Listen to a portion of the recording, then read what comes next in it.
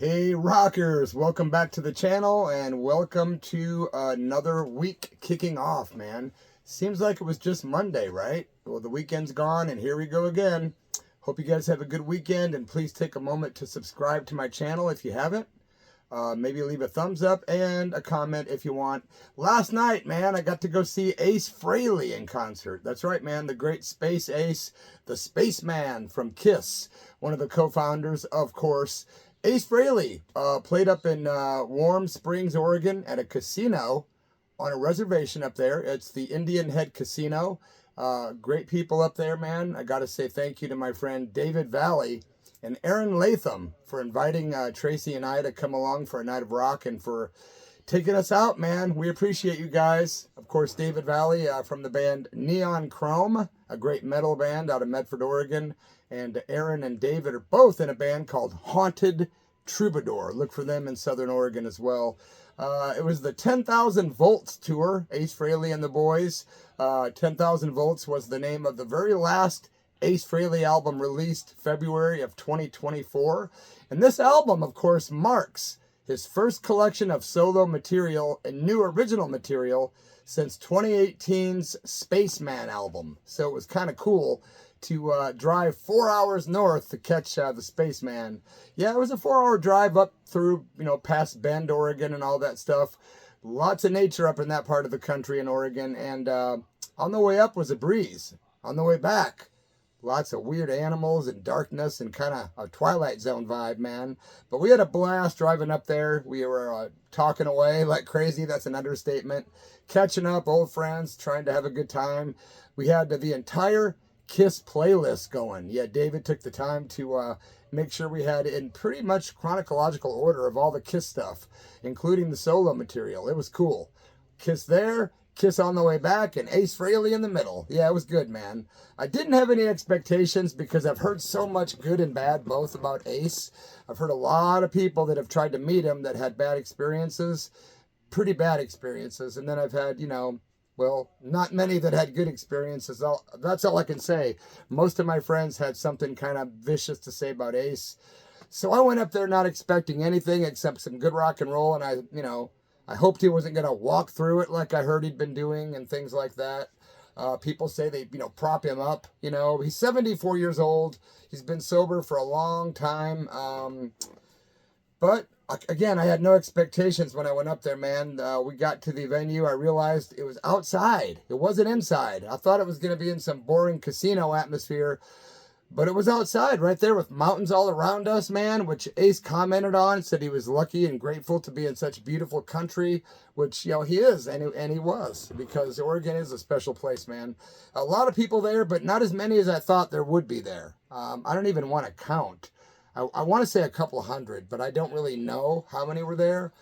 They had outside seating. We had row I. But later on, Tracy and David figured out you could just walk up to the stage for the most part and stand where you wanted. I got some great video from the show last night. You can check that out at my other channel on YouTube. It's called The Church of Rock. All one word, yep. And I've already started uploading some videos on there. I've got a lot more to put up, but there's a few up now. It started out with the band outside. They were walking around the kit and drum kit and the amps. You could tell, you could feel these guys were ready to rock. And I knew what they were waiting for. They were waiting for their boss, Ace, to come out of his bus, trailer, whatever he was in, to hit the stage. Well, we looked at our watches. It was our clocks, our phones, whatever. And it was 8:27. And I told David, I guarantee it, exactly 8:30, that's when Ace will come out. He's probably just sticking by the guns. 8:30 is when you hired me for, that's when I play. And later on, you'll hear that's kind of the way he is. He looks at his watch kind of guy a lot, right? Literally a watch on his arm. So the band's vamping, and they're out back there hanging out. Then they stop vamping, get off the equipment. Then they come back, and finally some dude comes out. I'm not sure who he was. No disrespect to the dude. But he came out and gave a nice speech about Ace, talked about the band members. It was pretty cool, man. And then he finally said, the one and only ACE Frehley. And it was exactly 8:30 on the dot, my friends. And next thing you know, the guys are in place. They're up there vamping, and you could tell they're ready to rock. They looked like they were ready to really make some serious rock and roll. And I was like, please let them be good. Please don't let this be a bunch of fluff or just, you know, like a cover band for Ace or something. Nope, it wasn't, man. The guy's got some seriously good members of his band, and I got their names. Scott Cougar was on drums and vocals, and that guy was talented. Like, when he sang, it sounded almost exactly like Paul, or was it Gene? But anyway, also Ryan Cook on bass and vocals. Same thing, man. This guy was cooking on bass. He could sing like a bird, and he sounded a lot like Paul and Gene at certain times with that certain intensity in the voice. It was really cool. And then, of course, on the guitar and vocals, Mr. Steve, or I'm sorry, is either Anthony Osborne or Jeremy Osborne, because he introduced him as Anthony, but a minute later, I think he corrected himself and said Jeremy, and the guy was like smiling, kind of laughing on stage. So I'm wondering, did Ace get his own band member's name wrong? He might have, I don't know. But I'm pretty sure it's Jeremy Osborne or something like that, right? So we were wondering how it was going to sound. Ace walks out with his guitar on. Everyone's clapping for him, making a lot of noise. He walks over to every member of the band and gives him a fist bump, which I thought was a good indicator that, you know, he's got some good vibes going on and he's going to be not just walking through the show maybe, right? So he gets up there and the only thing he says is, "How you doing?" And then they just kicked right into a Kiss classic, "Shock Me." It was great because everyone was singing along right into a song that we all knew, familiarity in the air, and Ace was up there cooking on guitar. It was great, man. And then after that, he says, "Hey, man, hope you guys have a good time." He says, "We're here to kick your ass." And that was cool. Then they went into another badass Kiss song, "Deuce." Yeah, the boys are up there sharing vocals. It was really good, really powerful. The band obviously rehearses a lot. They're tight. Ace is up there doing his thing. Then he did "Rock Soldiers," which, oh my God, I didn't get that one on video. I don't know why, but I didn't. I was singing along thinking, this is one of my favorite Ace Frehley's comments from the Frehley's Comet era, right? He did 2 albums with a band called Frehley's Comet, and that song, "Rock Soldiers," is a classic. If you haven't heard that in a while, revisit that, man. It's really good. There was 2 songs in a row. I don't like to be negative on my videos. I don't like to criticize rockers that make mistakes. But there was 2 in a row, and I neglected to write down which songs, but I think it was 2 songs in a row. I think it might have been "Deuce" and another one, but there was a time where I was watching Ace's guitar, right? And I was zoomed in on my video camera, like I could see very close. And Ace, man, like all of a sudden during the regular basic, one of the classic Kiss songs, he's kind of lost. And then the other guys immediately jumped in on guitar and bass, and they were back in flow. And Ace picked it back up. But that happened twice in a row, and I'm thinking, no wonder he likes these guys a lot. He's trying to stay in good graces because they're really, really helping him keep his course, right?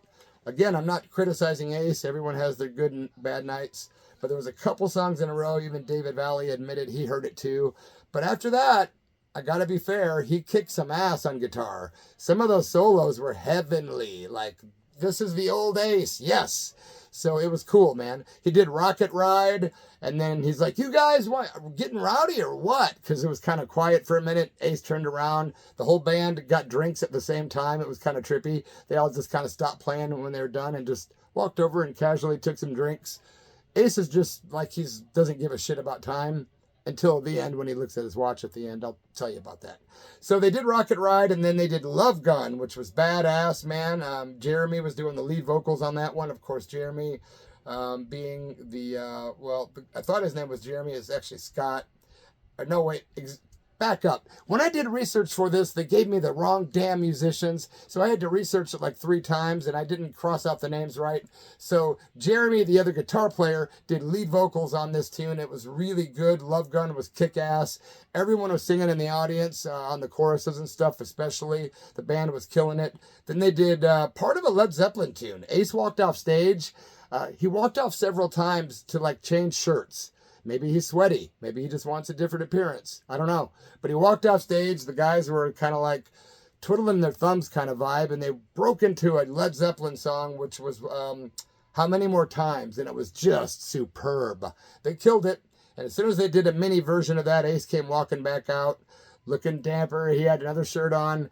And they broke into "Detroit Rock City," one of my favorite tunes by Kiss. And also a great movie. If you've never seen Detroit Rock City, you're missing out, man. That's a great one. They did "Parasite." They did "Rip It Out." And then they got to the song She, another Kiss classic that I love.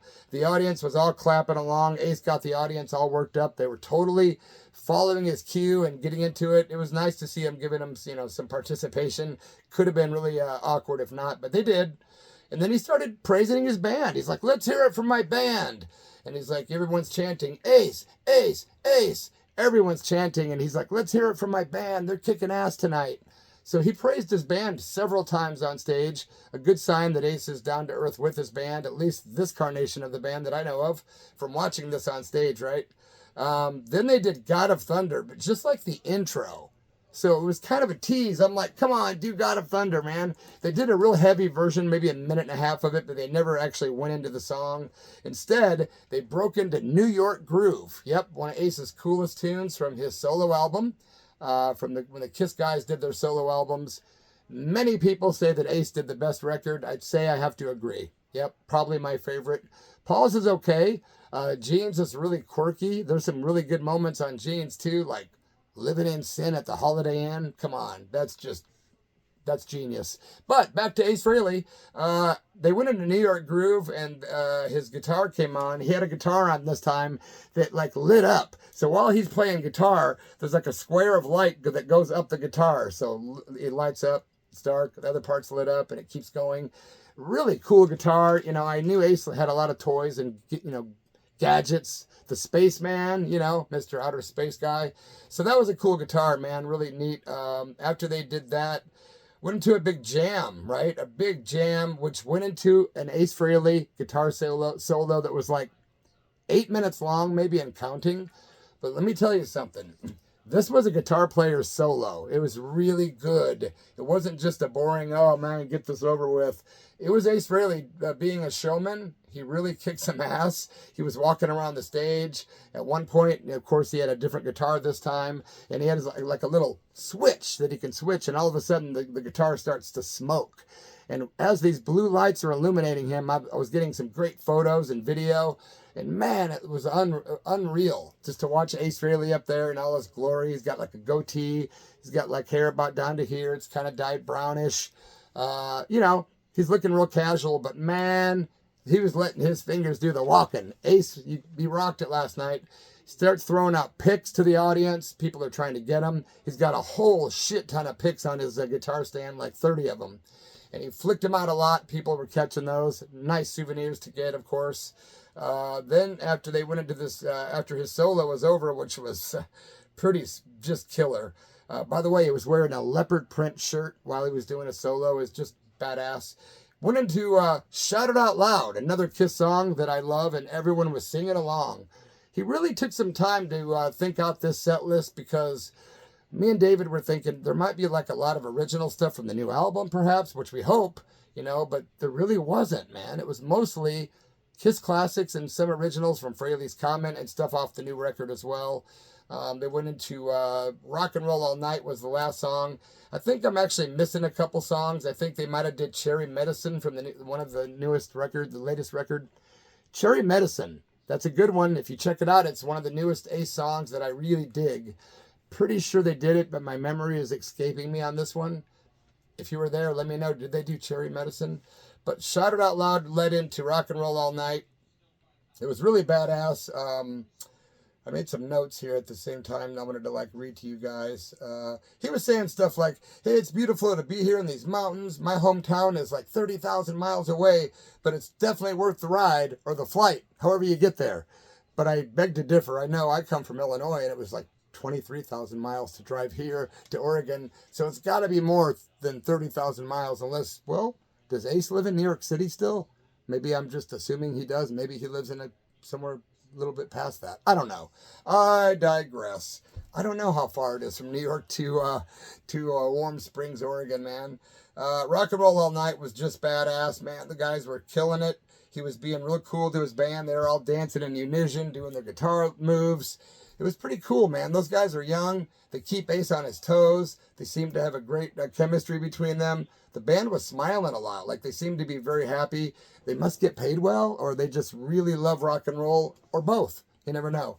I have no idea what Ace makes these days, but it is kind of sad in one way to see him out doing the smaller gigs, but at the same time, A lot of those rockers have told me over the years that, you know, you get to a plateau of popularity, you start playing these stadiums-like settings, and there's like this huge gulf between the audience and the band, and it almost takes a lot of the joy out of it. A lot of the energy is lost because a lot of the bands feed off our energy. So, on the other hand, it's cool that Ace at age 74 is still out playing for small crowds. I think it's cool. So, yeah, I vote for it. Keep going, rockers. Don't ever die, man. And all the old rockers, hey, man, it'd be better to keep your legacy alive and play small places than to not play at all. At the end of the song, which was really long, was a very long version that just jammed, tons of guitar solos going on and on. I can't stress that sometimes during this show, Ace was magnificent on that lead guitar. He really was. For any of his shortcomings, he did make up for it in a lot of the solos. At the end, the band all like kind of linked arms and took a bow. He actually introduced his band one by one. He was like laughing when he introduced the bass player, like he really gets a kick out of the guy. It was really cool. They spent a lot of time saying goodbye. Ace stood up there for a while and kind of interacted with the crowd. He must have given out 10 t-shirts at least. He was up there throwing out t-shirts that they were selling at the merch booth, which was pretty cool of them. But he kept throwing them out everywhere. We just kept missing those damn shirts. But finally, he threw a pick and I was able to get one. And Sister Tracy, she just holds out her hand at one point and one landed right in her hand that he threw out. That was pretty damn cool. Now I got to back up a minute. Right before they went into the last song, right? When they were doing Shout It Out Loud. At the end of Shout It Out Loud, he starts making a little speech talking about stuff. And then he looks at his watch and he goes, well, looking at my watch, your guys' time's just about up. It was so bizarre. David thought it was hilarious too because I've never seen a rocker look at his watch on stage. I mean, I have seen him do that, but I've never seen him want to look at it and go, well, your time's just about up. It was so funny. He wasn't laughing. He was serious. It was like, damn, Ace, give us a few extra, bro. But they did give a good show. We did get our money's worth. It was a great show overall. Now, after the show, David and I had a bunch of Kiss stuff. Well, David did. I forgot mine. But he brought some records, some CDs to get autographed, just in case we could meet Ace. Haha, that rhymed. But we walked around to where the security was at, and the dude said straight up, if you want to take that and get it signed, it's going to cost you $500. Yeah, so for a meet and greet with Ace, which is pretty much, you see him, he signs it, he says hello, goodbye, $500. I'm like, are you kidding me, man? If I was ultra rich and I just had money to burn, sure, okay, I'm not gonna lie, I'd do it. But nah, not in today's economy. That's just crappy. But maybe Ace needs the money, right? I don't know. I really don't know his money status. I guess we could get on Google and put, what is Ace Frehley worth? But do you really think those things? No, come on. Anyone that does anybody stashes cash and everything else. So none of those value things I ever believe anyway, man. But the band was great. We drove home back to Southern Oregon, and it seemed like it took 6 hours instead of 4 because there were so many deer. We must have seen 15 of them in like an hour popping out on the road, and a lot of people getting car wrecks in Oregon because of hitting deer. I've accidentally hit 2 myself. Total bummer. It really sucks. I've had wolves run out in front of me. Yep, wolves. That's another story. But anyway, Ace was good, man. Ace gave us our money's worth. It was great. The ride back was nothing but listening to Kiss all the way home, talking about the show. Good times with David, Aaron, and Tracy. Thanks again, you guys, for a great night out. Thank you guys for checking out my rambling ass, and I'll let you go. And I'll be coming up with some more punk, metal, outlaw country, new wave, post-punk, blues. Just joking, man. Whatever stories come to my demented mind are coming your way soon. Right here at Bloody Elf Mess Official. Have a good night, my friends. Cheers. Thanks for watching, man.